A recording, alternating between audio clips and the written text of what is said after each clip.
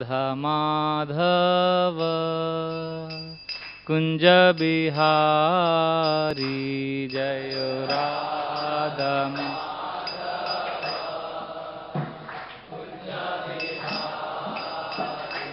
जय राधा माधव कुंज बिहारी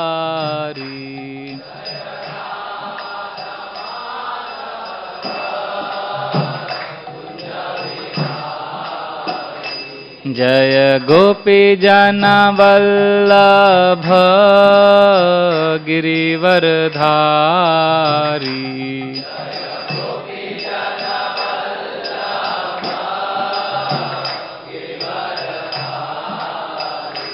जय गोपी जन वल्लभ गिरिवरधारी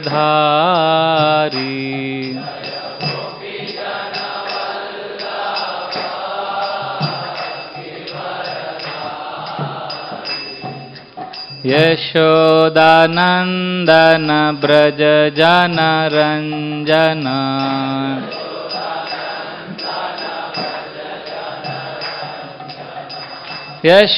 यशोदानंदन ब्रज जन रंजन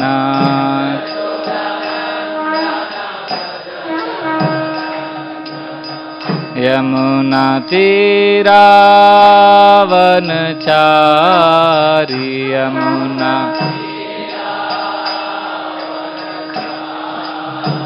यमुना तीरावनचारी यमुना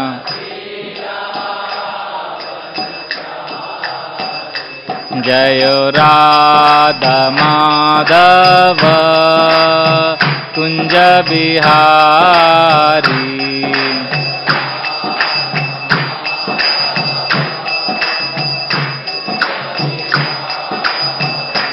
जय राधा माधव कुंज बिहारी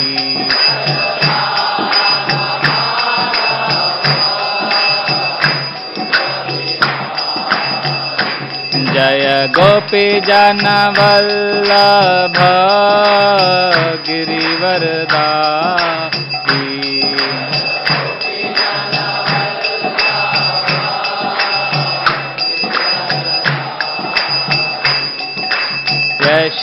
यशोदानंदन ब्रज जन रंजना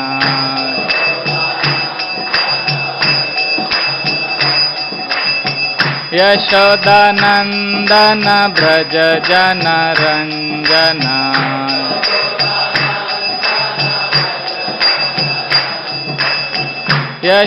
यशोदानंदन ब्रज जन रंजना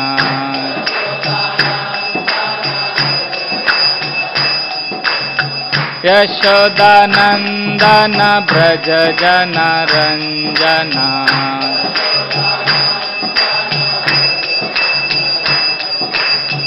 यमुना तीरावनचारी यमुना यमुना तीरावनचारी यमुना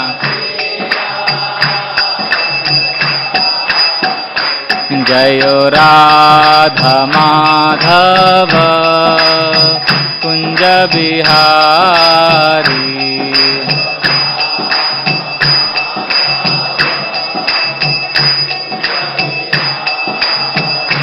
जय राधा माधव कुंज बिहारी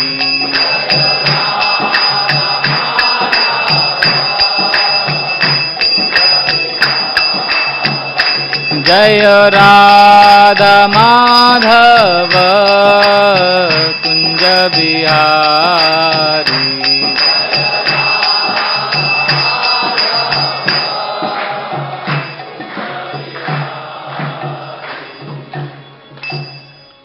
जय ओम विष्णुपाद परमहंस परिव्राजकाचार्य स्तोत्र श्री श्रीमद् डिवाइन ग्रेस अभय चरणारविंद भक्तिवेदांत स्वामी श्रील प्रभुपाद की जय। इस्कॉन बीबीडी संस्थापक आचार्य श्रील प्रभुपाद की जय। जय ओम विष्णुपाद परमहंस परिव्राजकाचार्य स्तोत्र शास्त्री श्रीमद डिवाइन ग्रेस श्रील भक्ति सिद्धांत सरस्वती ठाकुर महाराज श्रील प्रभुपाद की जय। अनंत कोटि वैष्णव भक्त वृंद की जय। नामाचार्य श्रील हरिदास ठाकुर की जय। प्रेम से कहो श्री कृष्ण चैतन्य प्रभु नित्यानंद श्री अद्वैत गदाधार शिवास आदि गौर भक्त वृंद की जय। जय श्री रूप सनातन भट्ट रघुनाथ श्री जीव गोपाल भट्ट दास रघुनाथ षडु गोस्वामी प्रभु गण की जय। ब्रजभूमि श्री वृंदावन धाम की जय। मथुरा द्वारकापुरी धाम की जय। पुरुषोत्तम क्षेत्र श्री जगन्नाथपुरी धाम की जय। जगन्नाथ बलदेव सुभद्रा मैया की जय। मायापुर नवद्वीप धाम की जय। गंगा माई यमुना माई की जय। भक्ति देवी श्रीमती तुलसी महारानी की जय। कलयुग पावन गोलकेरा प्रेमधन श्री हरिनाम संकीर्तन की जय। हरे कृष्ण महामंत्र की जय। Srila Prabhupada transcendental book distribution की जय। निताय गौर प्रेमानंदे। All glories to the assembled devotees. All glories to the assembled devotees. All glories to the assembled devotees. All glories, all glories, all glories to Shri guru and Shri Gauranga.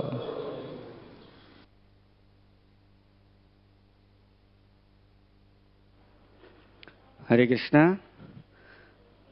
So we are happy to welcome you for the 104th Prerana festival here today.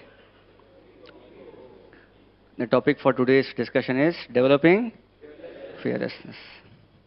And we have with us today His Grace Vraj Vihari Prabhu. Haribo! So I was reading Bhagavad Gita 7th chapter recently, and Krishna mentions in the Gita 7th chapter that 4 types of people come to him. Artho, Jigyasu, Artharthi, Jnani cha, Bharatarshava. So people who have something in mind to ask, people who have some fear, people who are distressed, they all come to the Lord. And those who come to temple, one of the category which also comes to temple is one who is very sincerely inquiring about the Lord. So many of us come for various reasons here. When I came, I knew I was very attracted to prasadam. Many of you will join me in this.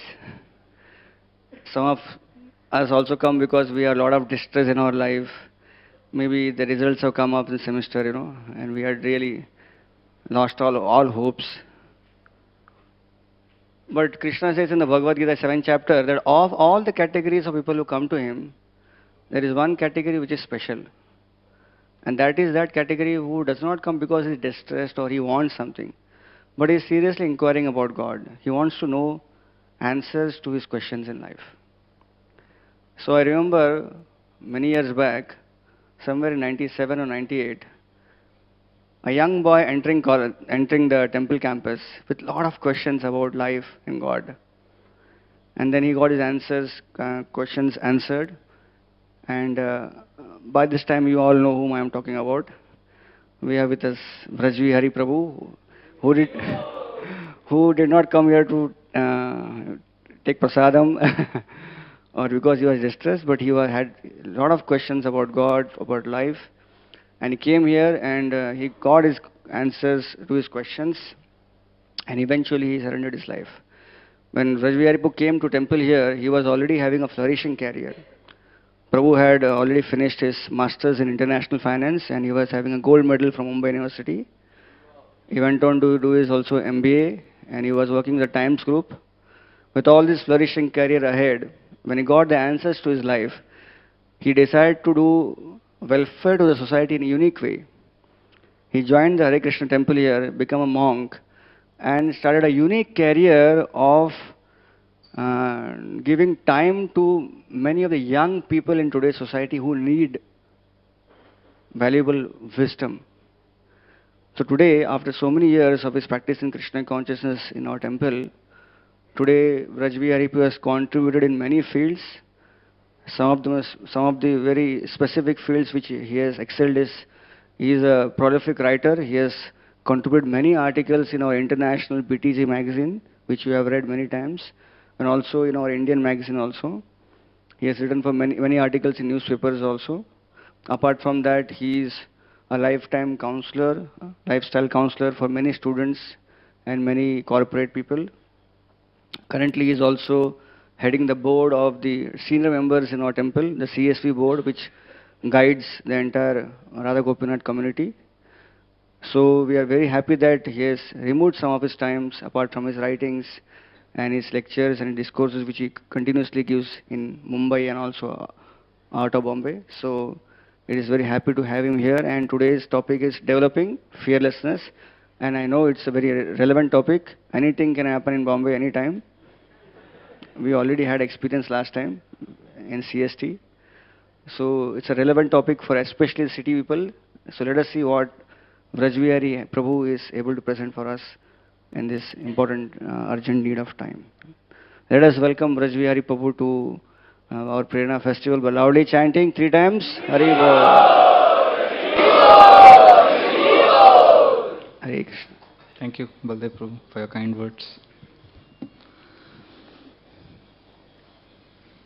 Om Ajnanatirmirandasya Jnananjana Shalakaya Chakshurunmilitam Yena Tasmai Shri Guruve Namaha. Shri Chaitanya Manobhishtam Yena Bhutale Swayam Rupa Kadamayam Tisva Padantikam Vandeham Shri Guru Shri Yuta Padakamalam Shri Gurun Vaishnavamsha Shri Rupam Sagrajatam Sahagana Raghunathanvitam Tam Sajivam Sadvaitam Savadhutam Parijana Sahitam Krishna Chaitanya Devam Shri Radha Krishna Padan Sahagana Lalita Sri Vishakanvitamsha He Krishna Karuna Sindhu Deenabandhu Jagatpate Gopesha Gopika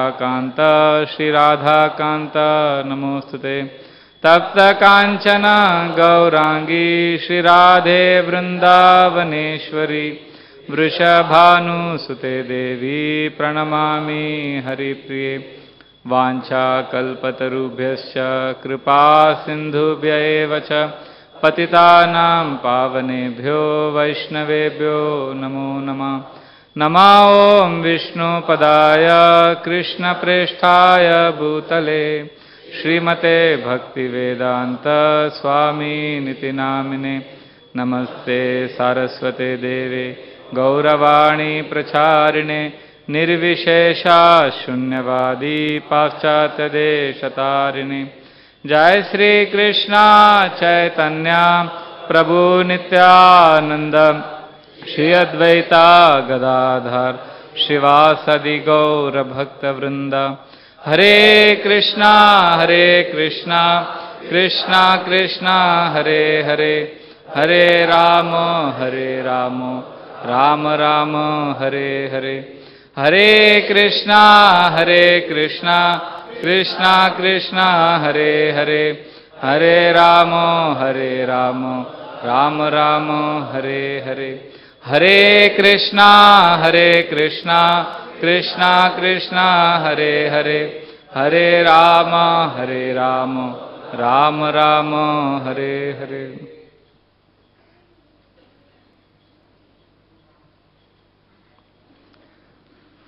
Hare Krishna. We welcome all devotees to our monthly Prerana festival. We are very happy to see so many young boys coming for our monthly festival. And since all of you are like Arjuna, because you are young and you are ready to fight the battle of life.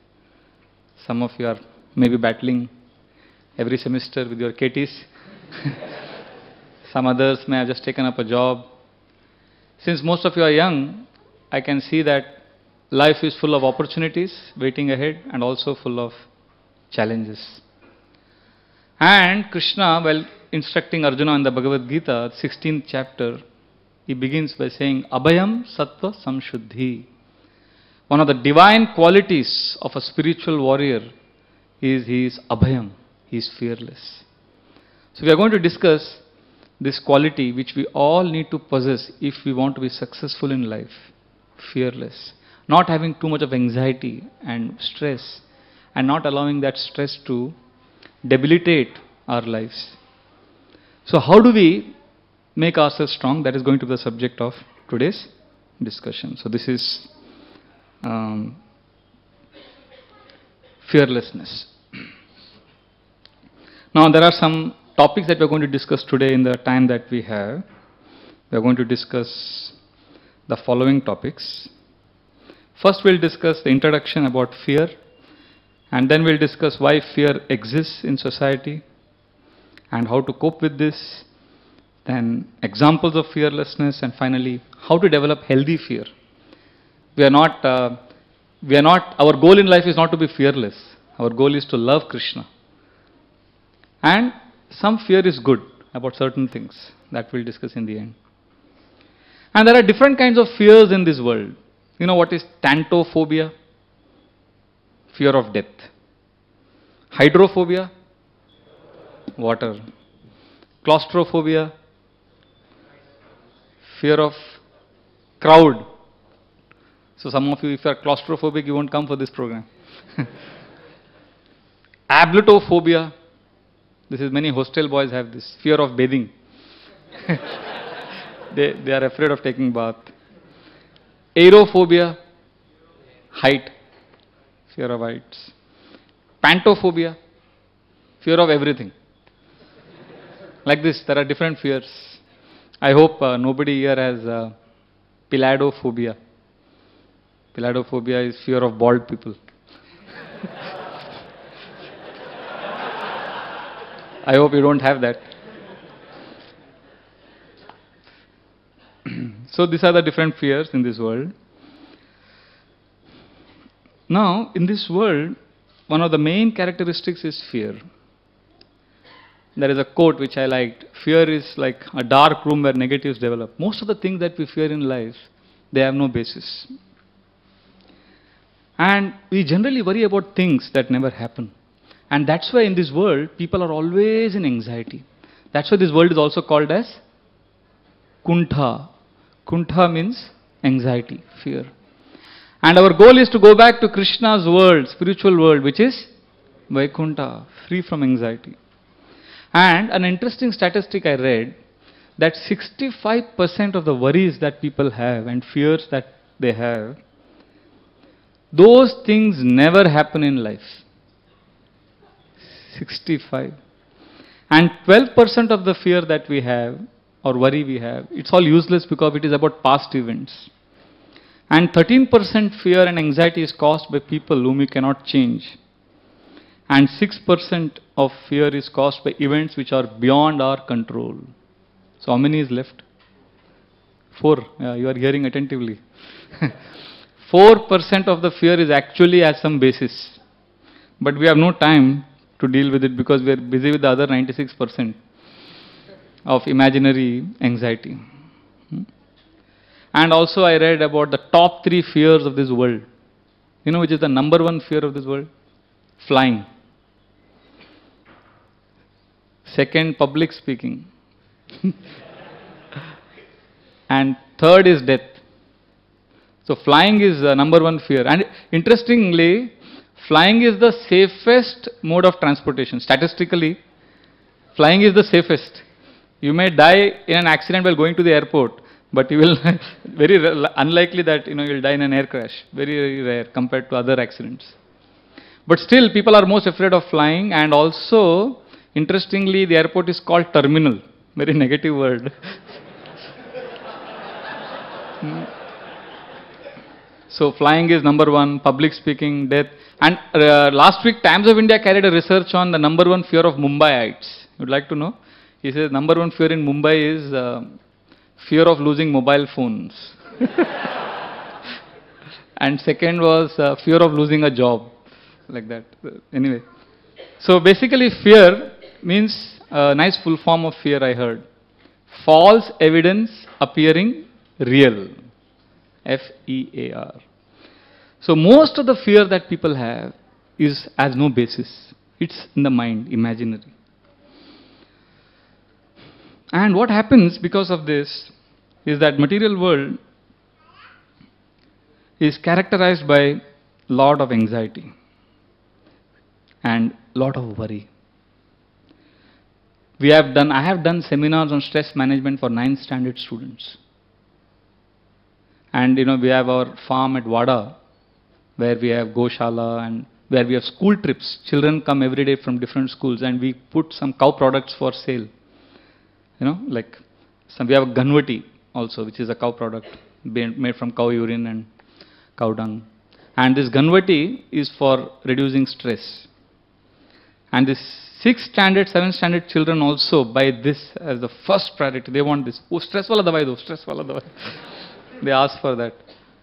So I was wondering that, there's so much of stress. And not just children, even grown-up people, externally they appear very cool. But there's so much stress and worry and anxiety always, like a duck. Duck appears very cool from the outside. But below the water, on the surface the duck is very cool, but below it is paddling like hell, Similarly, people, they appear very cool and very happy in this world. But beneath the surface, lot of worry, anxiety. Otherwise, how do you explain somebody so rich, the owner of Raj Travels, recently committed suicide? He is making travel packages so that people could travel all over the world and enjoy. But he is suffering. This is very sobering reality, actually, so unfortunate. Prayen alpa yusha sabya kalau asmin yuge jana manda sumanda matayo manda bhagya upadruta. The Srimad Bhagavatam describes in this Kali Yuga, people have shorter lifespan. And manda, they have less intelligence, they are misguided. Upadruta, they are always disturbed, always in anxiety. And most of this anxiety is caused because of a lot of mental assumptions we make of people, of situations. Assume, I read a nice, somebody told me a nice thing. He said, assume means when you only live a life based on assumptions and you assume, you make an ass of you and me. That is the way you break up the word, assume. So this is the problem. All this fear, anxiety is caused because of our wretched mind. The Srimad Bhagavad Gita describes that mind can be the best of friends and the worst of enemy. And even if you have everything in this world, mind will point out that one thing that you don't have and it will make your life miserable.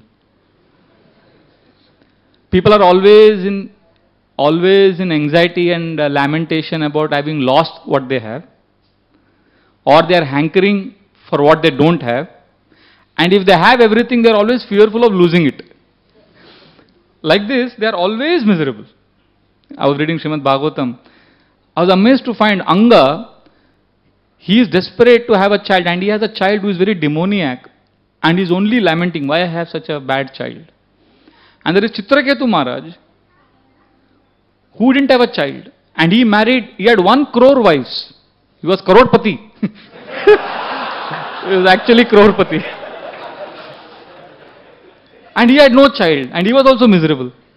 For this world has been made like that whoever you are, you will have something that you don't have.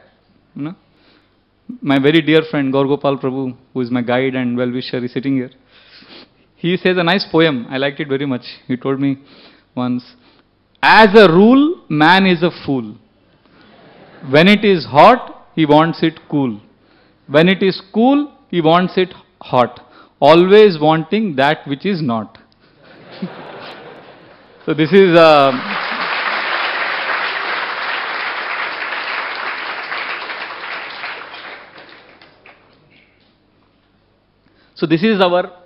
this is our mind, always dissatisfied, always creating unnecessary fear and creating so many complications. And we perceive reality, we imagine prejudices, we fantasize revenge. And how the mind can trick you was scientifically proved by scientists when this famous movie came many years ago, Lawrence of Arabia. This movie, the whole movie was based on some action in a desert region. The whole movie was a story revolving around a desert. And when this movie was shown in Canada, the year that was released, Canada witnessed the most severe winter. It was minus 30. And during this movie, people were watching the movie, and the movie theaters recorded the highest sale of ice creams. Although it was the peak of winter, because people would watch the movie, they were in the AC room, AC hall, and the movie is talking about desert. So then they would see all that, and they would come out in the interval, they would spontaneously buy ice cream more. So the scientists proved how the mind made them feel that they are actually feeling hot, or they're in a desert. They could identify with the characters in the movie. This is how the mind can make a fool of us. In fact, mind can also cause so much fear that this fear can kill. There was a man who was sitting under a tree, and a snake came and bit him. And he got hurt, and he looked down. The snake was not there. He saw a rat running. So he thought, oh, rat has bit me. So he continued his work. After some days, he was sitting under the same tree. This time a rat bit him. And he looked down. He saw one snake crawling. So he thought the snake has bit him, and in some time he died. So who killed him? Fear, the mind. And there is a true story which happened in Germany. Our His Holiness Sachinandan Swami Maharaj narrates about his father's friend who was working in the railway company. His job was to store goods and vegetables in the deep freeze of the train bogie. And one day when he went to inspect the bogie as usual in the evening at around 8 o'clock in the night, he got trapped inside, and somebody came from outside and locked the door. And he started knocking, but that man had already left, and he was trapped inside that coach. And because he was an expert engineer and he knew all the fundas about that railways, he knew that technically and logically if somebody is trapped inside a bogie like that for 7 hours, in 7 hours he will die. Because it's very cold and it's deep freeze, vegetables are kept. So he was panicking, shouting, screaming, doing so many things, but nobody came to help him. And sure enough, 7 hours later, he died. Next day morning, when they came and opened the railway coach, they were shocked to see his body dead, all blue. And then everybody was shocked. Why? Because there was no electricity in that whole area for the last 12 hours. But still he died. So what killed him? Fear. Imagination. That, oh, I'm trapped here. What will happen? Oh, it's cold. Assumptions. Assume. Fear. So this is how. Now this is I have given very graphic examples just to make a point. Our lives may not be like that, but our lives may be, we may get small fears. And slowly they may add and they may become huge. So therefore, this is very important to understand that this is a real problem in this world. Imagination is a real problem of this world. They're always imagining. So these are the 5 topics. First we discussed the introduction. Now we'll discuss about why does fear exist in this world. There are 3 reasons according to scriptures. The first one is fear exists because of bodily consciousness. Bhayam dvitiya nibe visheta syat ishadapetasya viparyayo smriti. We are constantly thinking about our bodies and things related to this body. Because of this misidentification, we are actually not the body. We are pure spirit soul. But because we are identifying with this body, we have no time to think of Krishna. Therefore, we are always fearful. Because we are living in a world which is filled with duality. Deyapatya kalatradishu atmasenyeshu asatsapi tesham pramatta nidhanam pashyan api na pashyati. Srimad Bhagavatam describes that a person is so attached to his body and bodily related things, and he thinks this is my Atma Sena, Atma Senyeshu, this will protect me, his body and things related to his body. But he doesn't realize that it is Asat Sapi, it is Asat, it is temporary. And he becomes mad because of this misidentification. Tesham Pramatta Nidhanam. Pashyan apina pashyati. He sees everything is getting destroyed. He sees there is death everywhere. He sees there is destruction everywhere. He sees everything is temporary. Pashyan api na pashyati. Still he doesn't see. And therefore when he starts losing his own things, when his body starts dwindling, that's the time when he actually starts panicking. And this has always been there. This is the characteristic of this material world. Everything will be taken away. Everything in this world, all our wealth, all the people we identify who will protect us, they are all fallible, all perishable. But still, from childhood we have been brainwashed by the media, by the society, to take care of our body and bodily relationships. Just as soon as you're born, everybody surrounds you and they start cuddling you. Cute baby, and then you start thinking, I'm very important, see, everybody is surrounding me. Then you grow up thinking the whole world revolves around me, and you walk on the road also, if you see a car with a window, you'll immediately look and comb your hair. So that identification with the self is very deep, especially the body. And because of this, we lose focus from Krishna. And once we lose focus from Krishna, then all the things of this world hound us. There was a society nearby. Their society, they had a lift in the building. The elevator company, the society members complained that the lift is very slow. They told them to make it fast. For the elevator company, instead of making the lift fast, they put nice big mirrors in the lift. That was cheaper. Then people complained, "Arey lift बहुत fast है, थोड़ा slow करो इसको." Because mirror means any time mirror is there, then a person gets a chance to look at the most beautiful person on planet. But scriptures say, what is all this? This will only cause anxiety. What is this body that we're attracted to so much? Smashana sharira mama podiya rohibe Bihanga patanga tai bihara koribe. Bhaktivinoda Thakur sings that smashane sharira mama podiyare. My body will ultimately be in smashan, and all the insects, worms and ants, they will all bihara koribe, they will enjoy on my body. Kukuro shrigala sab anandita hoye mahotsava koribe amar ye deha loye. Kukur Shrigala Sabha Anandita Hoye.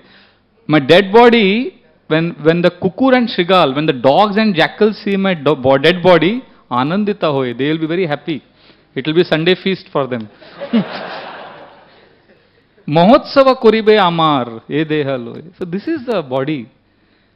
And we have been brainwashed that this body will give me pleasure. But body, the moment we enjoy anything, that enjoyment leads to double amount of suffering. That's the nature of this world. And we have capacity to actually enjoy something higher. But we are focusing on these four activities. Ahara nidra bhaya maitunam samanam etat pashubir naranam. Ahara nidra bhaya and maitun. Eating, sleeping, mating, defending. These are the four common activities between humans and animals. And unfortunately, our whole life goes in these four activities which animals are also enjoying anyway. What is the difference between humans and animals? The difference is we are not tapping our potential. We have unlimited potential to experience happiness of a higher realm. Not like the animals whose happiness is exclusively focused on eating, sleeping, mating and defending. See, the plant's consciousness is called as avrita. It is completely covered.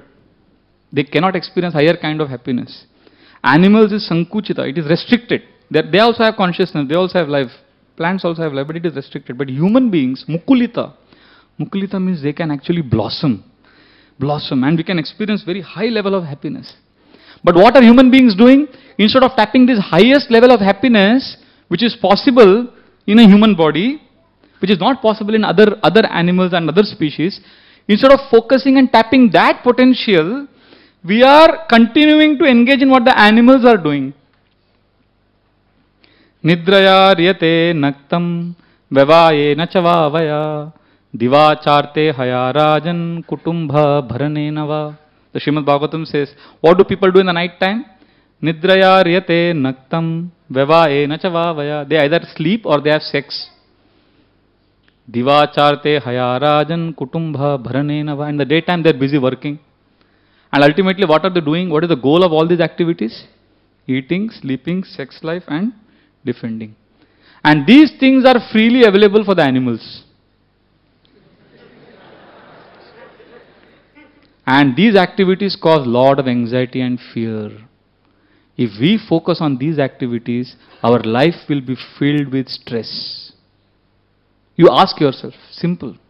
If you focus on these four, your life will be stressful.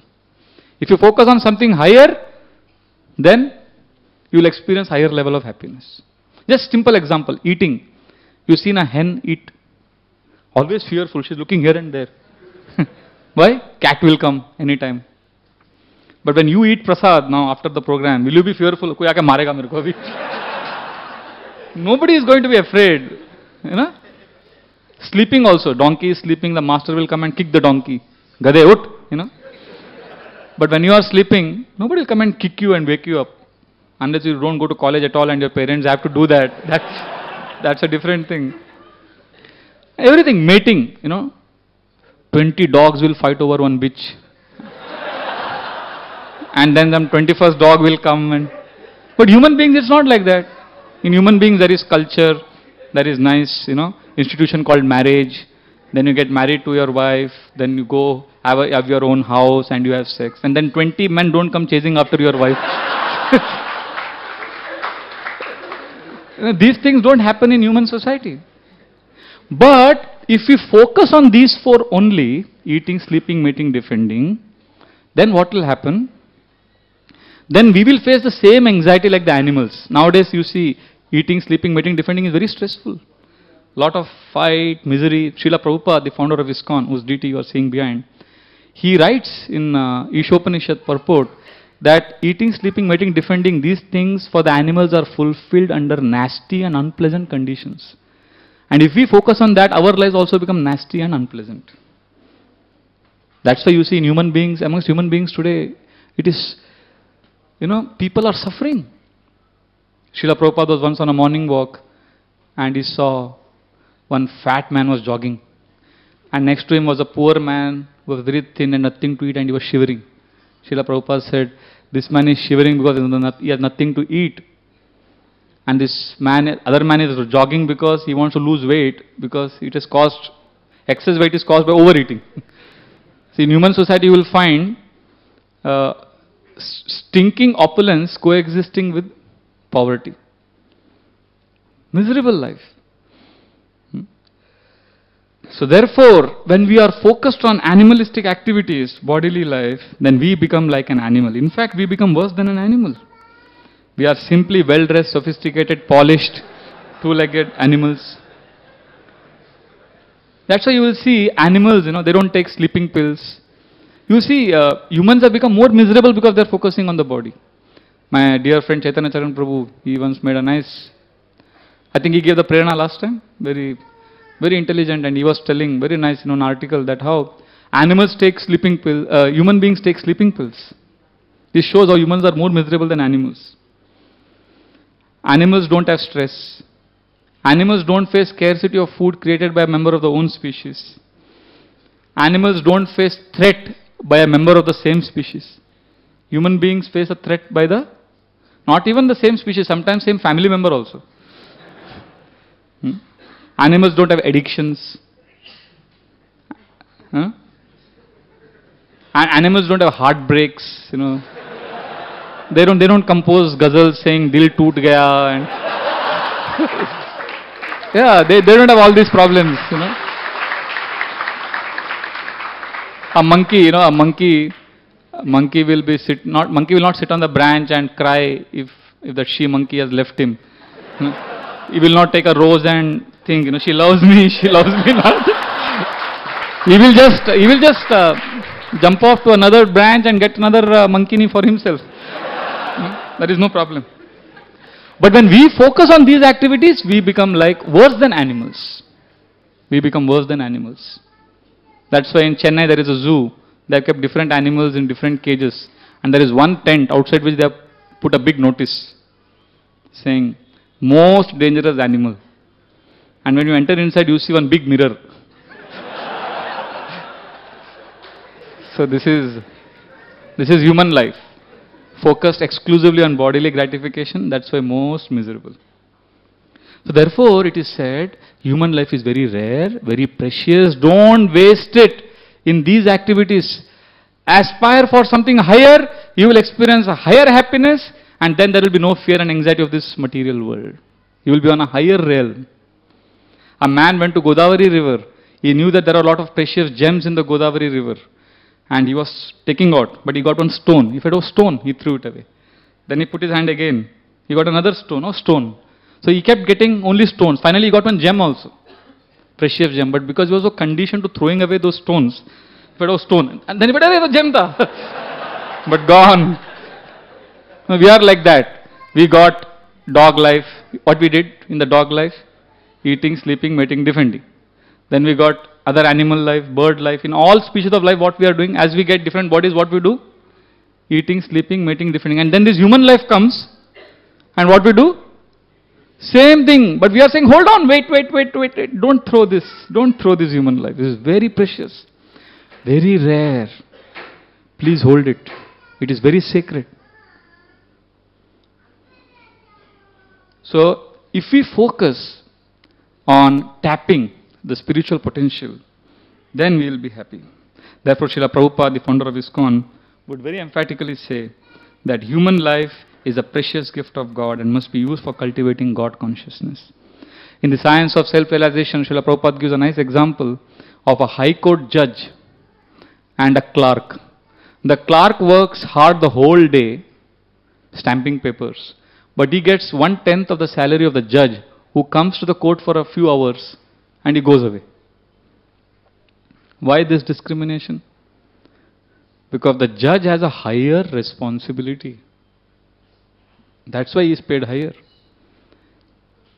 Similarly, animals have to work really hard for these things. If human beings are like a high court judge, they are meant for higher responsibility. So this is the first reason why there is anxiety and suffering in this world. And fear, what is the first reason? Bodily consciousness. The second reason is the gap between expectation and reality. We all have expectations in life, but the reality is something completely different. Have you experienced this? So you see this chart. Expectation and reality, there is a gap. And that gap is called as stress. And that stress leads to fear. Now, what is the constant factor in this amongst expectation and reality? What is the variable factor and what is the constant factor? Reality is a constant factor. In the sense, reality is not in our control. But expectation is something which is variable. You can change it. So if we want to be happy, we should learn how to adjust our expectations. Especially when circumstances change, when situations change in our lives. It's very important. And this is a classic example of this gentleman. You're going to see on the screen now. Who is he? Yeah, somebody said. Who said this? Yeah, what is his name? Who is he? Rajat Gupta. He was the head of McKinsey. Millionaire, multi-millionaire. Huge mansions, Everything he had in New York and many states in America. Once a year dinner with the President of America. Finance wizard, consultant. He also was heading Procter & Gamble at one time, Goldman Sachs, American Airlines. He had such a high profile person. And the American Federal Court recently convicted him after a long trial of insider trading. He's been held guilty. The judges, when they were pronouncing the decision, they were crying. They couldn't believe it. They said it's so unfortunate that somebody at this level is also a victim of greed, anxiety. What is happening is, in this world, when you don't have something, you are hankering for more and more and more. When you have, you want more. You are never happy. If you expect something, lot of expectation, and you don't get, what happens? You become frustrated. And if you get, what happens? You ask more. Ye dil mange more, more, more. So even if you are a millionaire, you are not satisfied. Therefore, it is said, it is very difficult to be happy with little, but with much, impossible. So our expectations keep increasing. That's why I sometimes think a beggar must be much more happier. Beggar on the street. When I say this in classes that money cannot give happiness, people agree. They nod their head. And those who have a lot of money, they say, yes, yes, money can't give happiness. And those who don't have money, they also say, yes, yes, money can't give happiness. But we would like to first have some money and then experience that money doesn't give happiness. It's a fact, everyone knows it. But still our expectations are so high that eventually we lead a very stressful and fearful life. Therefore, in the scripture there is a beautiful verse which explains this. Bhogi roga bayam kule chuti bayam vitte nripalad bayam mane denya bayam bale ripu bayam rupe jaraya bayam shastre vadi bayam khale guna bayam kaye kritantad bayam sarvam vastu bhuvi vidruma vairagyameva bayam. How somebody who is bhogi, roga bayam, somebody who is enjoying a lot, his fear is when he loses that enjoyment, or when the situation arises when he cannot enjoy as much as he wants to. The owner of the Boeing 747 company, he had so much facility to enjoy, but his life became miserable because he suffered from a very terrible disease, because of which he had to live on barley water. So he wanted to enjoy, but his frustration was he couldn't. Kule chuti bayam, somebody who has a lot of money, wealth, he is wondering whether he will have inheritance, whether he will have a successor who will take care of his wealth. When Rockefeller, his only son, died, he became so miserable. And he lost interest in everything that he had. Vitte nripalat bayam, one who has a lot of money, his fear is losing that money, becoming a pauper. And somebody who is mane denya bayam, somebody who is very respectable, honored, when he faces dishonor, sambhavitasya chakirtir maranadatirichyate. Somebody is very honorable, when he gets dishonor, he feels like committing suicide. He can't live. I remember Ansi Cronier, when we were young, he was a famous cricket player. He had revolutionized cricket. He would get a laptop to the cricket stadium ground. And very famous cricket player. But what happened to him? He was caught in a match-fixing scandal, and then finally he became so infamous. And when he died in an air crash, there was a small report in the newspaper. Gone. And that's very painful. Kapil Dev was a very famous cricket player. He helped India win the World Cup in '93. But in the early 90s, another cricket player accused Kapil Dev of match-fixing and taking bribe. So Kapil Dev was so shattered. He was so devastated, it came in all the news, and this was when I was in college, final year in college, 91, 92, I remember this incident. And he's denying, he's crying on the, no, I have not taken bribe, I'm honest. If this accusation is not taken away, I will take sannyas, for him, as if sannyas was an escape from all accusations. Then everybody was telling him, no, don't take sannyas, Finally, basically what I'm saying is so painful for people. They can't take infamy, dishonor. And Rupe Jaraya Bhayam, somebody is very beautiful and the center is beauty, or identification is with the beauty. Then when beauty is fading away, they can't adjust to the reality because their expectations have been placed very high. Brigitte Bardot, a French actress, she was very beautiful. One day she saw wrinkles on her face, on the mirror. She became so shocked that she's getting old and her beauty is now fading away, that she didn't leave her house for the next 30 years. She couldn't reconcile to the fact that her beauty is going away. So in this world, fear is mainly caused because of having very high and unrealistic expectation, whereas reality is something completely different. And people are also afraid of death. They have an expectation that they will live forever. They may say while discussing, they may say, "Are mrityu to aana hai ek din." They may say like that, but inside they are feeling they will not die. Walt Disney, he was dying, he became so fearful. He called the scientists and said, "I will give you millions of dollars. Make something by which I can be brought back to life after I die." And the scientists wanted to make good money. They said, yes, we are making a medicine. So they got a lot of money, and after he died, they kept his body, preserved it, and they were apparently working on some medicine. Meanwhile, the inheritors of Walt Disney's fortune, they were wondering, what if the scientists bring him back to life? Then we will lose all the money. So they told the scientists, please stop your research, let his body be, let us bury it. And they said, no, the research is almost complete now, So then the scientist, then these people promised the scientist that we'll give you more money, stop the research. So then the scientists made a good money out of it. But who turned out to be a joke in this whole episode? Walt Disney. He made so many cartoon films, but he himself ended up being a cartoon.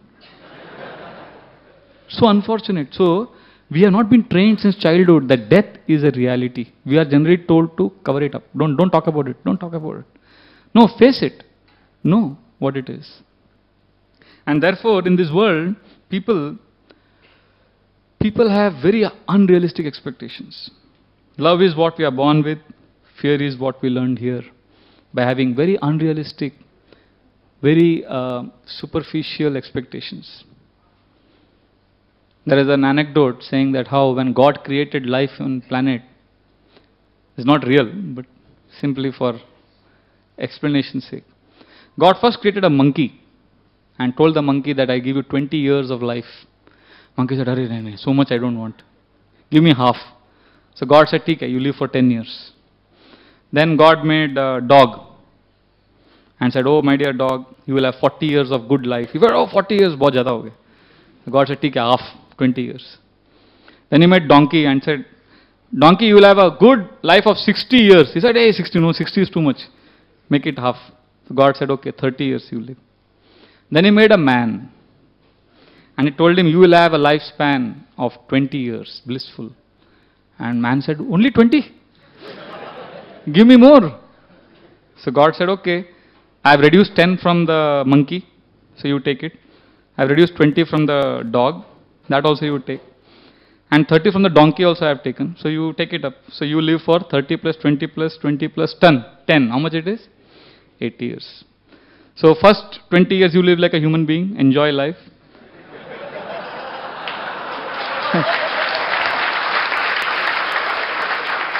Then next 30 years work hard like a donkey. And then next 20 years, because you have taken it from the dog, like a dog, save all your property from others. And last 10 years, like a monkey, keep jumping from one son's house to another son's house for shelter.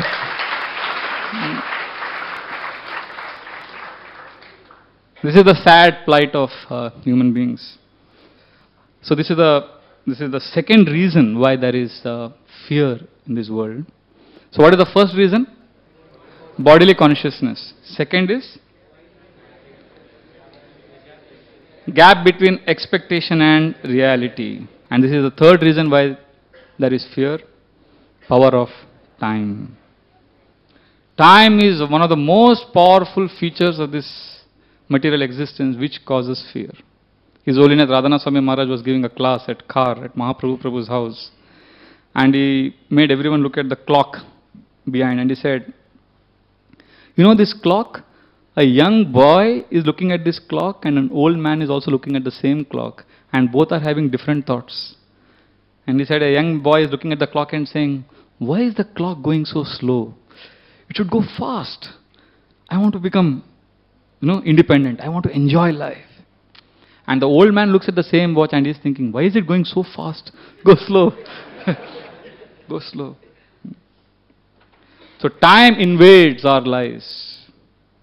And if we are not prepared, as we get older, what happens, as we get older, our capacity to enjoy reduces, because body's capacity reduces. But because you're not trained, our desires don't go down with the passage of time. Don't be in this illusion that if I become old, my desires will go away, then I'll become Hare Krishna devotee. Sab desire chala jayega buddha hone ke baad. No, desires will keep increasing the more we enjoy. But the capacity of the body will go down. And then gap. Expectation and reality. So time invades our lives. Muhammad Ali, when he was a young boxer, people would sing songs as he would come to the ring to fight.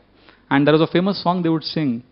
Muhammad Ali's fans, they would sing, I fly like a bird, I sting like a bee, I am the greatest Muhammad Ali. And then he would come and he would knock. In 1960, he won the Rome Olympics gold medal. 1996 Atlanta Olympics, he was the final bearer of the torch of flame and he was lighting it. And his whole hand was shaking. Now, people of course appreciated when he put that torch, that he had Parkinson's and his body can't move, but still he made it. But the organizers, they simply heaved a sigh of relief because he put it, but his body was actually gone. In just 36 years, the time factor is so powerful. And he also made a public statement. He said, I had said I am the greatest, but now I realize I am the greatest fool. That I thought that I will remain like this forever. And I don't know if you have experienced this. When we go to our villages, when we meet old people, they cry many times looking at the young generation, their grandchildren, and they embrace and they love. One of the reasons they cry is because they feel affection, and they also feel that next time when you come back, they may not be there to see you. I remember having a very scary experience, kind of, not scary exactly, but I remember seeing a photograph when I went home a few years ago. My uncle is a photographer, and now he is no more. Whole life he clicked photographs. And there was one photograph at his house, my father and his immediate elder brother, uncle. My father was 5-year-old and his uncle was 6. And they were in, cheddi and banyan under a coconut tree laughing. And I was saying, oh, this is my dad. I was looking at it. But, it was 1946 or something. So many years have passed. Time has gone like this. So this is how powerful time is. We have to be prepared. And this, if you are not prepared, this causes us anxiety. There is a very famous personality in the Mahabharata.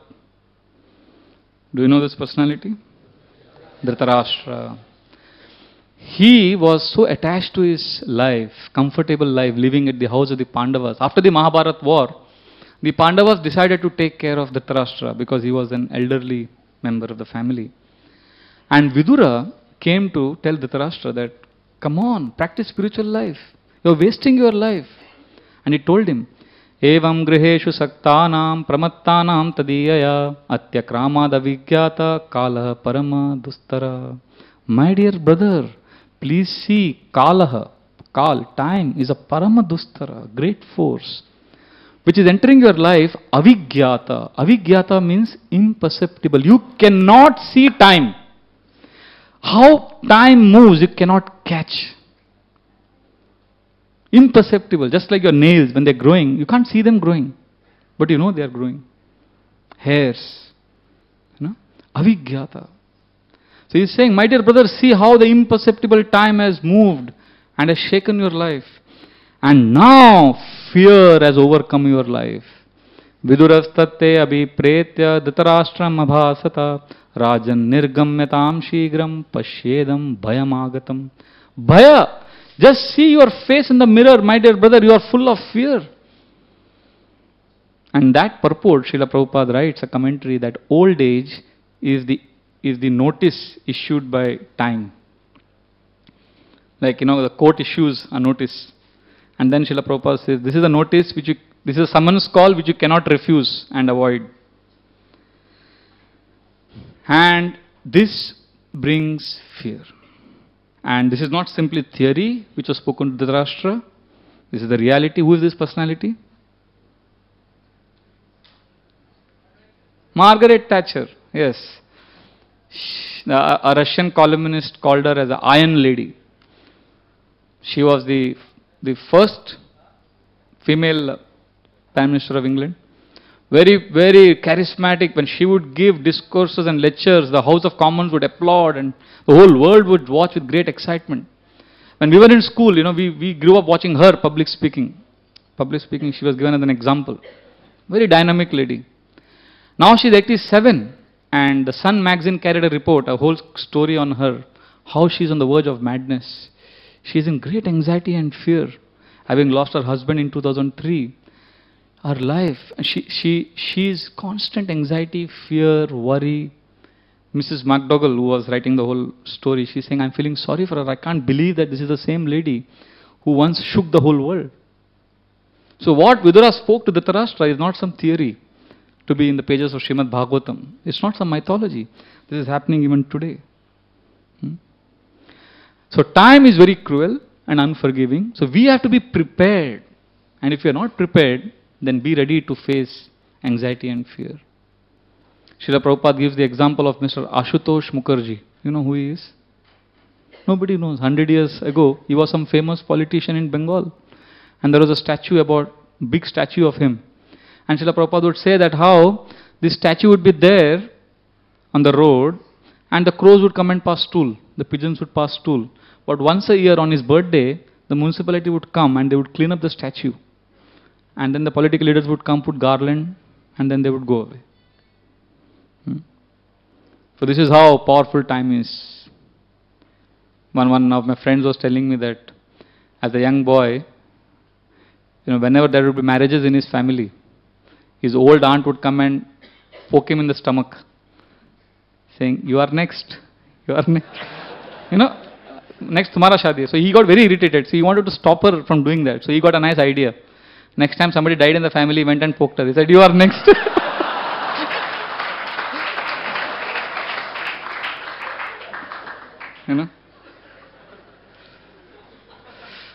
So that's how powerful time is. So Srila Prabhupada writes that 5,000 years ago there was one Dhritarashtra, but today there is a Dhritarashtra in every house. That means we are not educating ourselves in spirituality, so we are suffering. So we have discussed how many topics? 3 topics, right? Introduction. Why does fear exist? Bodily consciousness.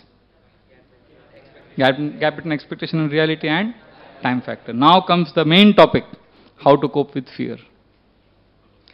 See, I had a real experience of this. I want to share this when I was once going to Lonere with our dear Madan Gopal Prabhu. It's in the Konkan region. Our bus broke down, so we had to take an auto. There is in these villages they have a hire auto where people share the auto. So we were sitting in the auto. We had to go some distance. And there was a man with this small son, 5-year-old son, and it was the rainy season, and it was very green, nice air was also blowing. So he wanted to enjoy the breeze and the scene. So this child, he pulled up the shutters of that auto, and put it up, and tied it. The auto is going. And then he sat down to enjoy the breeze, but suddenly the shutter fell. So he became a little irritated, and the father helped him. So again they pulled up the shutter, put it on the top, they tied it with the thread. Meanwhile, the auto is moving. But again, the shutter came down. So they just couldn't enjoy that breeze and that scenery. Finally, they got some rope, something, and finally they tied it nicely. And just then the auto stopped. Why? They reached their destination. And then they got down, but the child was refusing to get down. He said, Papa, no, I want to enjoy. The Papa said, but we have reached. No, now he can't understand logic. He just wants, I want to enjoy this, I want to go, but we have reached. And he was crying like anything. And then as they left, And Madan Gopal Prabhu and I looked at each other and we were sharing that how our lives are like this. Whole life we are busy adjusting things. And finally when everything is done, it's time to it's time to leave. So therefore, we should be careful and we should make ourselves strong and cope with these stress-causing factors, fear-causing factors. And in Hare Krishna movement in ISKCON, we practice two very powerful techniques or principles which I am going to share with you today, which has personally helped me. And any ISKCON devotee you know for the last 10 years, 20 years, who's very blissful, happy, sharing this knowledge with others, who's practicing himself, he's practicing these two principles. And the first principle is called hearing, or is also called as Shravan Yoga, hearing about the Lord. And especially hearing about Lord Krishna. Dautatma Purusha Krishna Padamulam na munchati Mukta Sarva Pariklesha Pantasva Sharanam Yatha. The Srimad Bhagavatam describes that when we hear about Lord Krishna, then just like a pantha, just like a traveler after traveling long distance comes home and he feels relief from fatigue, a devotee of Krishna feels that relief and succor as soon as he hears about Lord Krishna. Why? Because all of us, we may admit or we may not admit, we all have some centers. Center means something we strongly identify with. For example, somebody may strongly identify his life with money. Money is sweeter than honey. Money is everything for him. So his whole focus is money. He may not say it, but his center is money. So what happens? Let's say the stock market crashes and he's invested a lot of money in the stock market. So what happens? His center is shaken because that is his life. Now when his center is shaken, he's completely bewildered because his whole existence is questioned. Because whole life he's been thinking my life means money. So when that money is gone, then you see some people commit suicide. Why? Because they thought their life meant money. So when we have a center which is fragile, which is temporary, we will be miserable. When we talk about Lord Krishna, Krishna is an eternal principle. The holy names of Krishna are eternal. So when we chant these vibrations, we connect to something eternal. So when the whole world crumbles around us or things go topsy-turvy, a devotee is not shaken because he is strongly connected to this unshaking principle. So therefore, what we are preaching or what we are sharing with the world through our Bhagavad Gita discourses is, make God at the center of your life and hear about Him. You could be a Muslim, you could be a Christian, you could be practicing any religion. And if you want to know more about the Vedic path, we have Srimad Bhagavatam, we have Bhagavad Gita, and you can hear. Tammo payatam pratiyantu vipra Ganga cha devi dridachitamishe Dvijopasrishta kuvakastakshakova Dashatvalam gayata Vishnu gatha. Parikshit Maharaj is about to die. He has been cursed to die in 7 days. But because his whole life he has been absorbed in hearing and serving God and God's devotees, he is fully focused and peaceful. And as he is about to die, he is telling all the sages who are assembled, Oh Ganga cha Devi Dridachitamisha, all of you sitting on the banks of Ganga, today I am declaring Vijopasrishta Kuvakas Takshakova. Let that magical bird Takshaka come and bite me. I am ready to die. Dashatvalam Gayata Vishnu Gata. You please keep singing the glories of Lord Vishnu. And the Srimad Bhagavatam also describes a very interesting personality. I think this personality you can guess who is this. This is Yamraj. The Srimad Bhagavatam describes how wherever there is Krishna Katha going on, Yamraj comes and sits. And he is also hearing the class. Shudrayusham Rinamanga Martyanam Mritamichhatam Yopahuto Bhagavan Mrityu Shamitra Karmani. The Bhagavan of Mrityu comes wherever there is Krishna Katha going on. And he sits in the class. And Martyanam Mritamichchatam. Everybody who is about to die in this world, they want to live eternally. Very interesting. There is a Christian saying, everybody wants to go to heaven, but nobody wants to die. So that is the nature of this world. You know, we all think, oh, we want to go back to spiritual world, but nobody wants to die. So when we are sitting in the Bhagavatam class, our good friend Yamraji is here, and he is also hearing.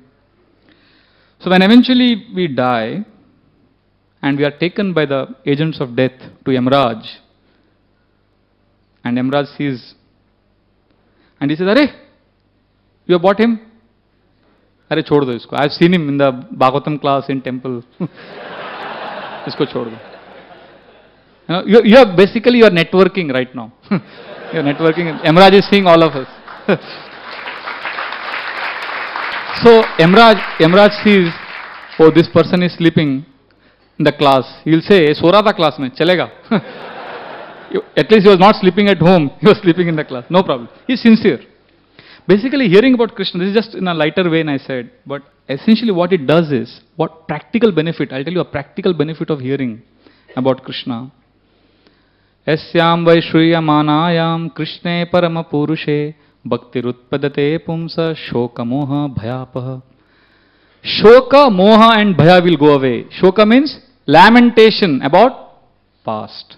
Moha means illusion about present. Shoka, moha, bhaya and fear about future. Yasyam vaishruyamanayam. If we hear consistently and regularly about the Lord, this fear will go away. You will become very strong. See, don't think this is some mythological old people doing, in the traditional homes, you will see they read scriptures. I used to think like that. But in my study of different management books, I write articles for leadership and spirituality.com. And when I study, I was amazed to find the greatest management authors, Stephen Covey and Rebecca Merrill, both of them, they've written this book on time management. And amazing analysis they have made about the different endowments human beings have. And one of the power that we have is our power of conscience. The moral internal compass which can tell us what is right and what is wrong. So both the authors argue very powerfully that how this compass of conscience can be very active and very strong and very powerful if we hear scriptures submissively. This is their statement. They are not Hare Krishna devotees. Huh? They also know this. But I was suspicious. I thought, why are they saying scriptures, hearing scriptures submissively? Maybe their definition of scriptures is something different. So I went to the appendix to see what they mean by scriptures. They had some 10-15 books, out of which there was Mahabharata, Upanishads and Bhagavad Gita also. So even these people realize that when we hear essentially about the Lord, our hearts get connected to an eternal center, an unshakable center, not a temporary shaky center of this world. That's why it's very important that we hear. A culture of hearing helps. I'll tell you a real story about one of our devotees who actually experienced this, He was going through a lot of financial problems and a lot of issues are going on. Some people he was trying to explain to them, he couldn't explain to them, and family disputes are going on. He was in great stress. So he came for the Bhagavatam class as usual, and he was sitting. And the speaker was speaking as usual, and he spoke one verse from the Bhagavatam which says how, time is controlling everyone. We cannot control anyone. We are all sarpa grasto yata para. He quoted this verse which says how we are all going inside the serpent of time. Katam anyams tu gopayet. How much can you control anyone? It was a simple, normal class, but because he was hearing attentively, suddenly it was like an eureka, It was like, wow, I got the answer to my problem. I cannot control people. I have to try my best. I have to be detached. His heart was filled with such positive determination and detachment that his life changed from that point on. I know this devotee personally. And his conviction in the process of hearing has increased tremendously. Because what happens, the Lord sees this person is hearing. Because hearing is not easy. I'll tell you from my own experience. When we keep giving lectures all the time, it's very difficult to sit and hear. Because speaking means I'm in control, I'm the boss. But hearing means I'm actually taking a a humble position of, basically we are telling the Lord that I don't know, I want to know. Hearing means I want to know. That attitude pleases the Lord, and because He is there in the heart as Paramatma, He changes our heart. He fills our heart with softness. He fills our heart with positive emotions. And so hearing helps. It's a sign of humility. So this process of hearing is very powerful, and I request all of you to try this. We have unlimited lectures in our ISKCON Directory. You can download them. Every day you can hear many lectures. And we also have the process of chanting Hare Krishna, Hare Krishna, Krishna Krishna, Hare Hare, Hare Ram, Hare Ram, Ram Ram, Hare Hare. Chanting will immediately take you on a higher level. You will feel not only relief, you will feel positive nourishment. Pravishta karna randrena swanam bhava saroruham dunoti shamalam Krishna salilasya yatashara. Just like a rain in the autumn season comes and cleans away all the dirt. When we chant the holy name comes in and cleans our heart completely. And for devotees, holy name is the eternal principle. Holy name will remain always. Just like a drunkard, I'm very sorry for this gross example, but there's a point I'm trying to make. People work outside, they get a raise in the salary, they get some promotion. How they celebrate? They have a party. And what do they do in that party? They drink. And then tomorrow this fellow's girlfriend runs away, he's miserable. What he will do? Again he'll go to the bar and drink. Khushi mein, gam mein, only one friend he has. So how devotees celebrate? If there is marriage function in the temple sometimes, devotees come together and chant Hare Krishna, Krishna Krishna, Hare Hare, Hare Ram, Ram Ram, Hare.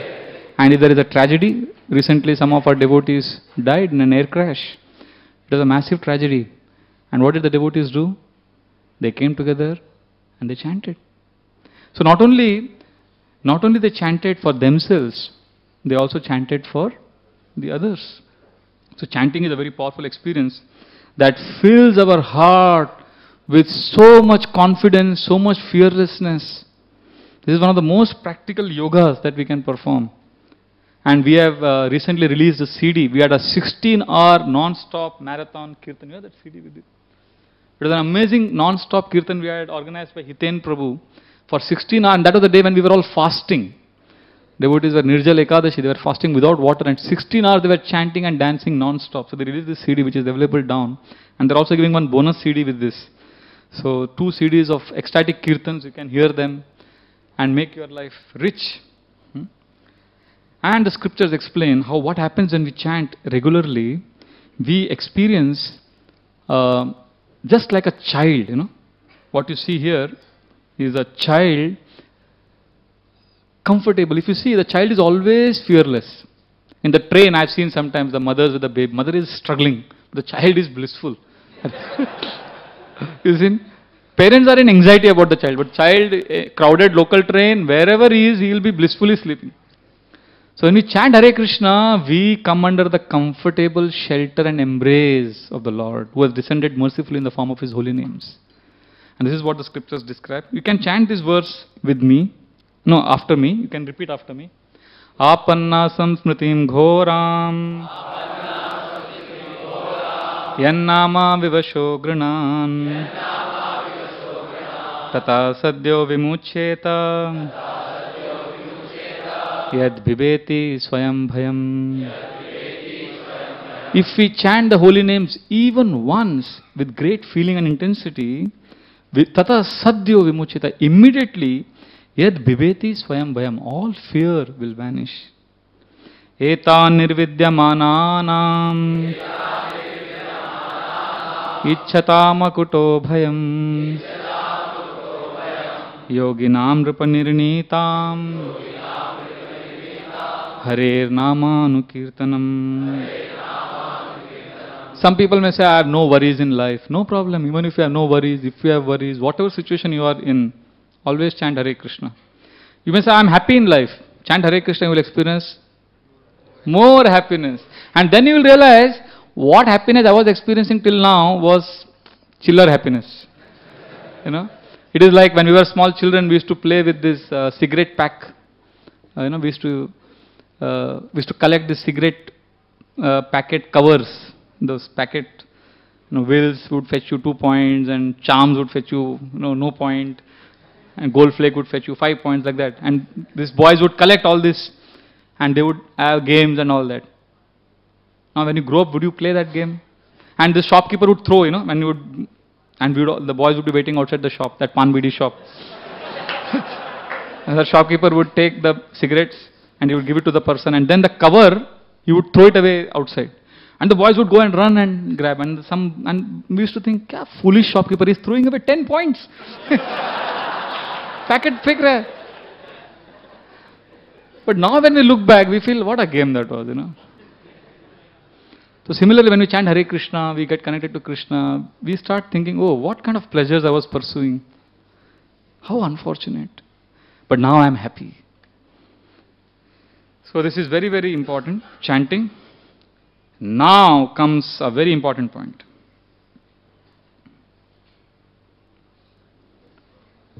This world is bizarre, world is crazy. Even nice devotees, they go through a lot of stress. The 26/11 tragedy happened just outside this temple, not even 100 meters from here. The terrorists were caught. So much fear and uncertainty was looming large on the faces of even devotees. That was a period, 2 days I was watching how it was an intense phase. Now, these kind of situations can happen any time in this material world. I remember when the Swaminarayan temple was attacked some years ago by the terrorists. Next day morning, one congregation devotee came to the temple as usual. He's a nice devotee, It's not that he's somebody who wants attention. A new person, not an old devotee. A new person was coming to the temple, and sober person. But that stress was so much for him, and that pain and that anguish, that he broke down in the temple. He started wailing and crying. Then I realized how this world is so nasty. It doesn't spare anyone. But if we are sheltered strongly on the holy names of Krishna, we will be powerful warriors like Arjuna. Nothing can shake devotees. They will be confident, they will be brave during calamities. And then even if death stares in the face of a devotee, devotee is ready because he's already established a relationship with Krishna. He's ready to face death. Just like a girl, when she's getting married in the Hindu tradition, when the girl gets married, on the day of the marrying, she cries a lot on the day of marriage. Because of 2 reasons. One is, she's going to miss her parents and she's going to go to a new house. And the second reason why she cries is because of uncertainty. She doesn't know which home she's going and what will happen. But if the girl has had a love marriage, she's already had a courtship. On the day of the wedding, she may be crying, but she's also excited. She knows where she's going. So people in this world, at the time of death, it's like the time of that wedding. They are crying, they're in anxiety because they don't know where they are going. And they are also attached to so many things of this world, so they are miserable.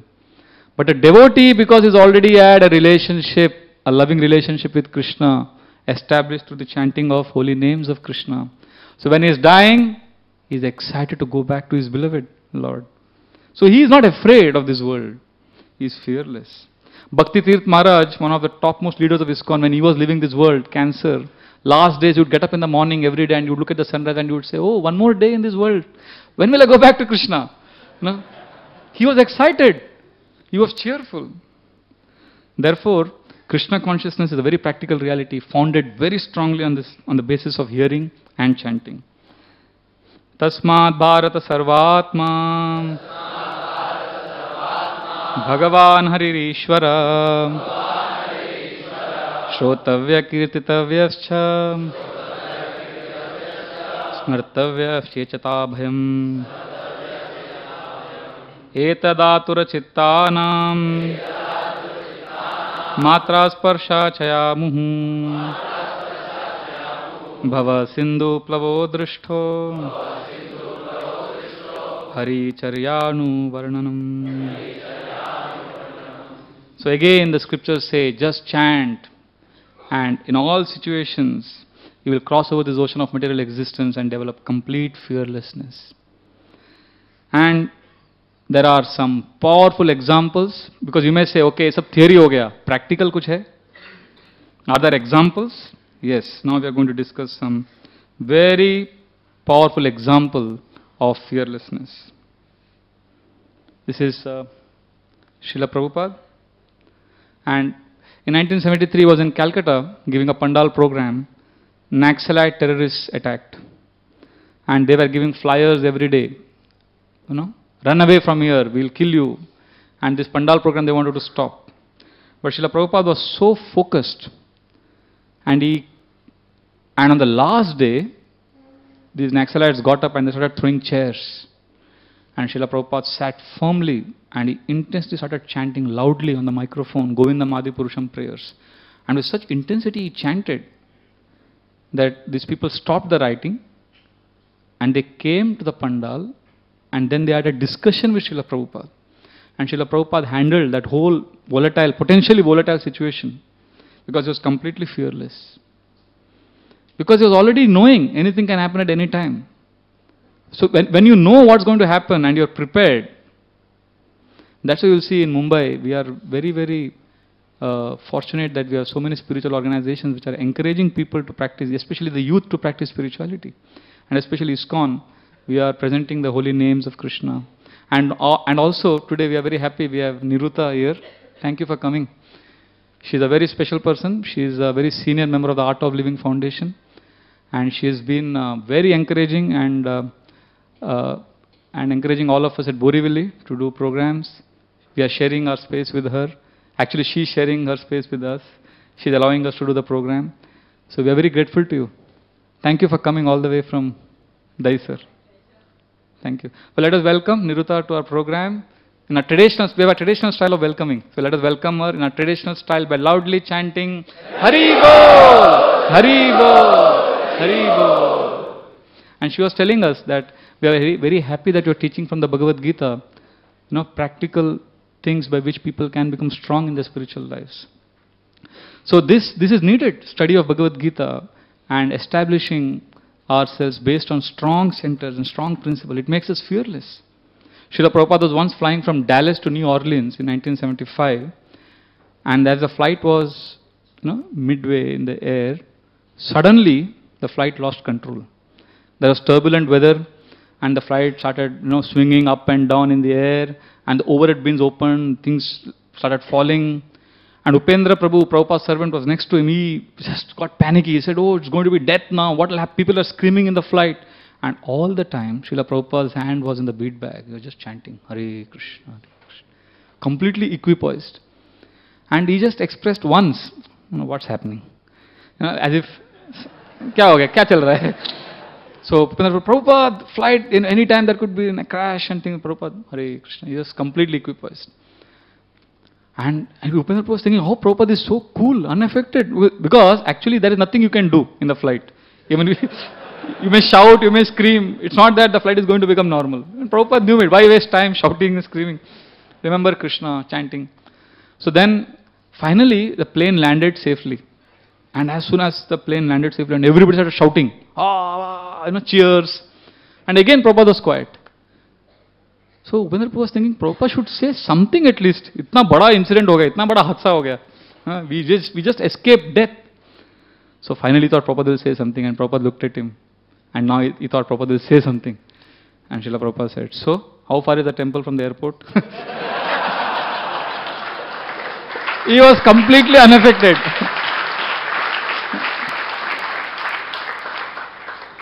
When Srila Prabhupada was leaving this world, November 14, 1977,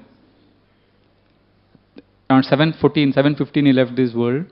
Around 3 o'clock, last words he spoke. People were around him and asking him, do you have any desires, last desires? And Srila Prabhupada said, Kuch ichha nahi, I am completely satisfied.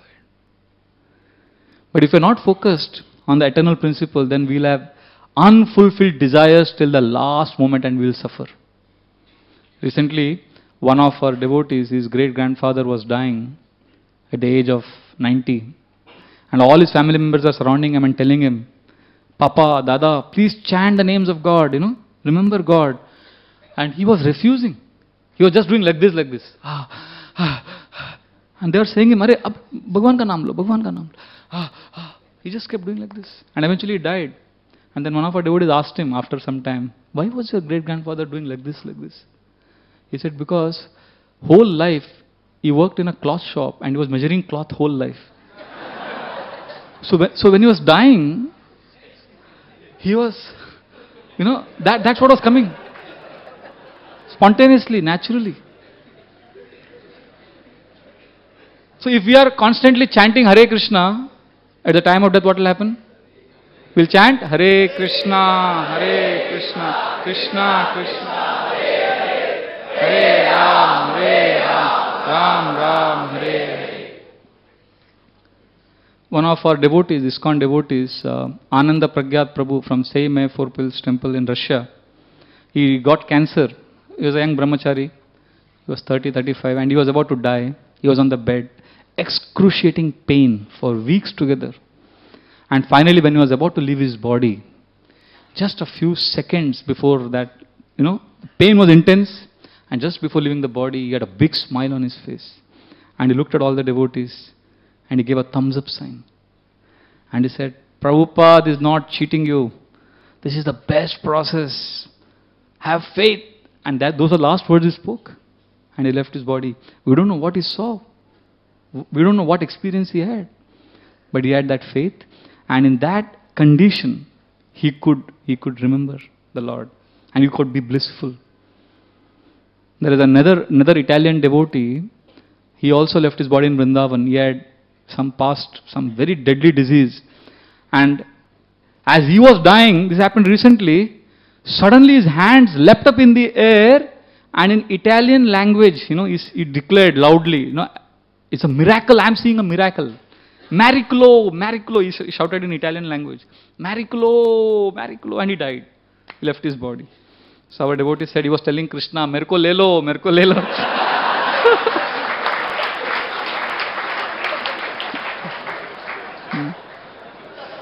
So, chanting works, Krishna consciousness works. And Srila Prabhupada went to America. He was a 70-year-old man with 40 rupees in his pocket, hardly any money, suffering 3 heart attacks on the cargo ship. He goes to America. One devotee was saying, just like all the children, coward boys in Vrindavan entered the Aghasur demon. Aghasur was a huge python, and they just entered happily because Krishna is there. Krishna is there. Similarly, Srila Prabhupada is entering New York, which was like a Aghasur demon. And he entered and he fearlessly went in. In fact, 1977, May, doctors declared, looking at Srila Prabhupada's frail body, 3 more weeks. He is going to die in 3 weeks. So devotees came and told Srila Prabhupada, Prabhupada, doctors are saying, your condition is very bad. They couldn't say that only 3 weeks you have. Prabhupada said, okay, let us go to London for Rath Yatra. And then Srila Prabhupada and his team of devotees went to London for Rath Yatra. They celebrated Janmashtami in London and then they came back. As devotees get older, their services increase. Generally in material world, 58 they take retirement. Maximum 60. Maximum 65. And after 65, they'll kick you out of the company if you still, hang around there. Because old age, your mind, intelligence doesn't work. You become disoriented, confused. But Srila Prabhupada, as he was getting older, 80, at the age of 80, he was traveling all over the world. His services were increasing because he was connected to Krishna very deeply. So Srila Prabhupada is a classic example of fearlessness. And this was the place where he was in, 8 Ashbury District, San Francisco. This is the hippie culture, crazy people. Srila Prabhupada, when he was in New York, there was a sniper with a gun who would shoot people at random any time of the day. Crazy people. He would be in a building and Prabhupada would walk there, purchase vegetables. It was cool. So devotees told him, Srila Prabhupada, that those days you were alone there. Were you not afraid? Prabhupada didn't say out of humility. He didn't say that I was remembering Krishna. He said, oh, I'm not afraid because I'm Calcutta man. I'm from Calcutta. But Srila Prabhupada was fearless. Once in San Francisco, Srila Prabhupada was translating his Bhagavatam purports. This is an incident which is amazing. I don't know if any one of us is in this situation, what we would do. He would translate in the night from 12:30 to 5 o'clock in the morning. So at 2 o'clock early morning when the whole world is sleeping, there is a knock on the door, Prabhupada's door. Srila Prabhupada opens the door. And what does he see? A young girl scantily dressed. She's standing outside the door and staring at Srila Prabhupada. And Srila Prabhupada says, "What do you want?" And she just doesn't say anything. She keeps staring. He says, "Come on, what do you want? Say something. Why have you come and disturbed me at this time of the night?" Just staring. And Srila Prabhupada, he was about to close the door, and suddenly she started shouting, "Ah, hello, ha, ho, ho, ho," like that. Srila Prabhupada, what happened to her? So, Srila Prabhupada was about to close the door. She came inside. So when she came inside, Srila Prabhupada and this girl are alone in the room now. So Srila Prabhupada instinctively came out of the house. When he came out, she came out and she closed the door behind her, and this was a self-locking door. And Srila Prabhupada didn't have a key. Now both this girl and Srila Prabhupada are on the streets of San Francisco, in the middle of the night, 2 o'clock. Srila Prabhupada said, "No, what have you done, you stupid woman?" He chastised her. She just again staring. Mad girl, you know. And then Srila Prabhupada then finally remembered Mukunda stays somewhere. Then he went to Mukunda's house, he woke him up. And he was shocked. And this girl is following Srila Prabhupada. And he chastised that girl, "You stupid girl, don't you realize this old, sannyasi is writing so much. Why are you disturbing him?" He scolded her. But she looked at him and smiled. And she said, "You will not understand. You are a young boy." So crazy girl, she was speaking all gibberish. Then he had a spare key. He opened the door. And again this girl was trying to enter and she was shouting in the middle of the street. Intense experience. Intense. It went on for 1 hour, the whole drama. And after that 1 hour, what did Srila Prabhupada do? He closed the door, went back to his translation table and continued translating as if nothing had happened. If we are studying and something like this happens. and then best part of the story is, after this translation work is over, 6 o'clock Prabhupada would come outside to give class. And as he sat for the class, he saw the girl is sitting in the class. She had come for the class also. Such kind of crazy people would come, and sometimes people would, look at Srila Prabhupada very staringly, angrily, in the middle of the class. Suddenly somebody would get up and shout. All crazy people would come for his classes. And during those days, prasadam was, one man got up in the middle of the class and started shouting, "What do you think of yours?" Srila Prabhupada just smiled at him. It was very angry, menacing look, and he sat. And Srila Prabhupada did kirtan. And after kirtan, prasadam. That time prasadam was different, not like now. Now we are going to have a feast. But that time Prabhupada would take an apple, cut it into few slices and give it. So this man is looking angrily and Srila Prabhupada is smiling, chanting Hare Krishna. Old man, he has no contacts in New York, alone, gone from Calcutta. And all crazy hippies are here. Srila Prabhupada takes apple prasad, breaks it into few slices and keeps the knife on one hand and apple on the other and offers it to this man. And everybody is watching. This man is angry. What will he do? Fortunately, he picks up the apple pieces, Srila Prabhupada says, Hare Krishna. So that confidence, that regal personality Srila Prabhupada he was completely fearless because he was focused on Krishna. When Calcutta Second World War, bombs were falling, Srila Prabhupada was making kachoris for Krishna. He was saying, bombs are falling, I can't do anything about it, Rake Krishna mare Krishna rake ke. So like this, there are many examples. In ISKCON, there was one Mataji, Kunti Devi Mataji. She was in Utah, America. She suffered cancer, terrible disease, but she was so lively. She was speaking about Gita and Bhagavatam to everyone. The Utah TV channel came and they interviewed her. So we have many examples. Bajahure mana Srinanda Nandana Abhaya Charanara Vindare. If we remember the lotus feet of Krishna, we become fearless. That's what Srila Prabhupada's first name is. Abhay Charanaravinda Bhaktivedanta Swami Srila Prabhupada ki jai. Abhay Charanaravinda. One who is fearless because he has taken shelter of the lotus feet of Krishna. And this is also a real example. You know what is this? This is tsunami, 2005. ISKCON's leader Indradumna Swami Maharaj went there, Sri Lanka. And the army general, when he saw Indradumna Swami Maharaj, the first thing he told him, "See, we have no shortage of relief and supplies. We are getting unlimited food, clothes, everything. But can you do something about the emotional wreckage? They are devastated. Can you make them happy?" So Indradumna Swami Maharaj said, "I will try." And they made Khichdi Prasad and they started Kirtan. And these villagers, they went mad, so happy, chanting, dancing. They didn't allow this team to leave the villages. And when they would go to the next village, the whole village would accompany them to the next village. And he was doing Ram Kirtan there, Sita Ram, all that, and they were... So Kirtan made them so happy and joyful in that calamitous situation, devastating situation. And we had a live experience of this.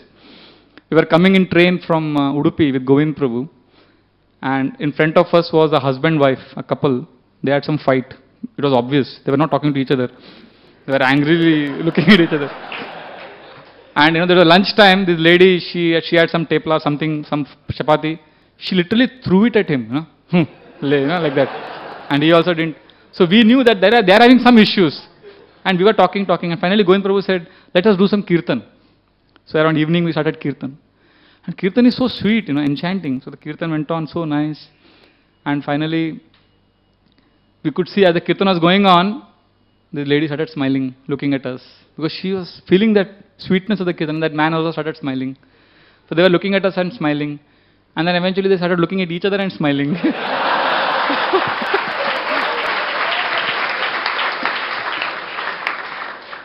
And then finally in the dinner time she gave chapatis to her, something she gave, very lovingly she gave, And he also took very happily. So holy names of Krishna can actually bring us together. So these are the 4 topics we have discussed so far. Why does fear exist? Bodily consciousness, expectation versus reality gap, and time factor. How to cope with fear? Hearing and chanting, and examples of fearlessness. Srila Prabhupada, Indradumna Swami Maharaj, and many ISKCON leaders like Kunti Mataji, many examples are there. And last, developing a healthy fear.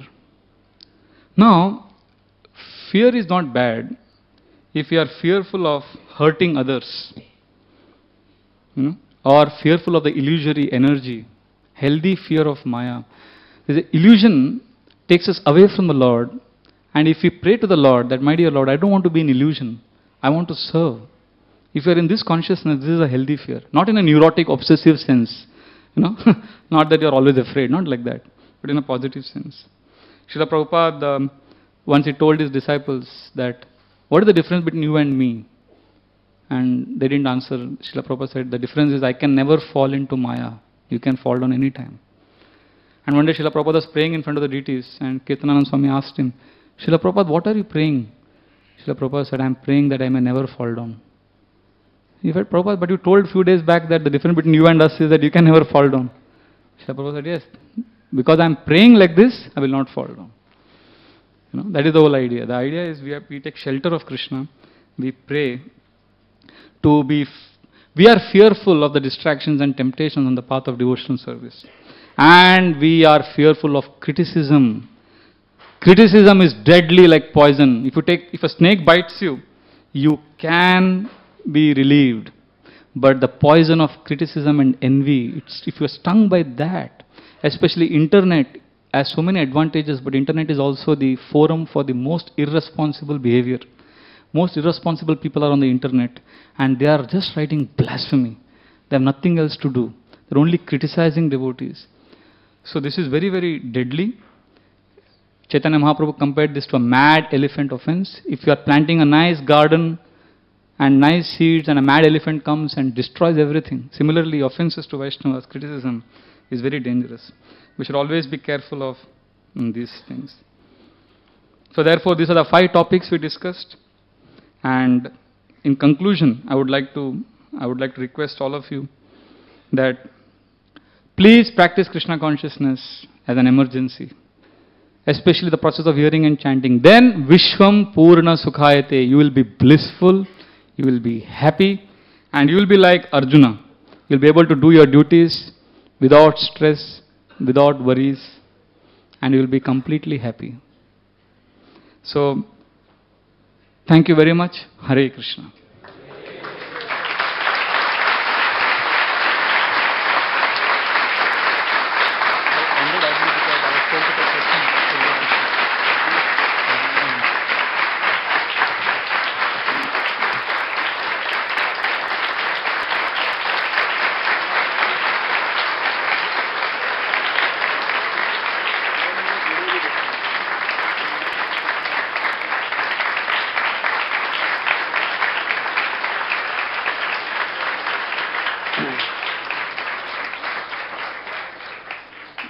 So let us thank His Grace Vraj Vihari Prabhu for his wonderful presentation by loudly chanting 3 times Hare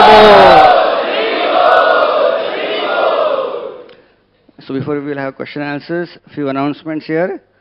We have 2 wonderful guests who are here for our Prerana festival. Mr. Dattatreya Khode, who works for SBI in Agriculture Department. And then we have Miss Niruta, who conducts Art of Living courses in Borivali, and she also helps Vraj Vihari Prabhu and his team in conducting many programs in Borivali.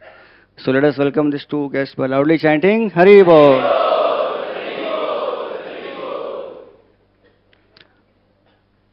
We also want to welcome all those wonderful young students and boys who have come here for the first time.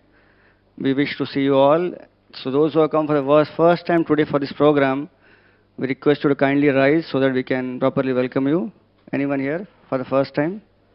Please stand up so we can see you fully. Very good.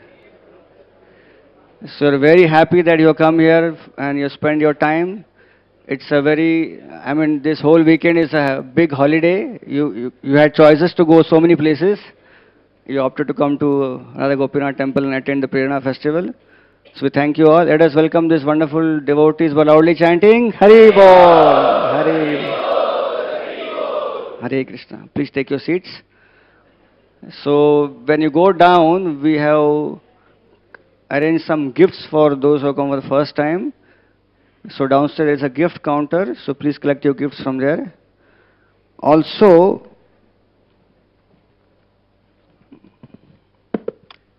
among those who have come for the first time, anyone who has got this kind of coupon should go to the base classroom.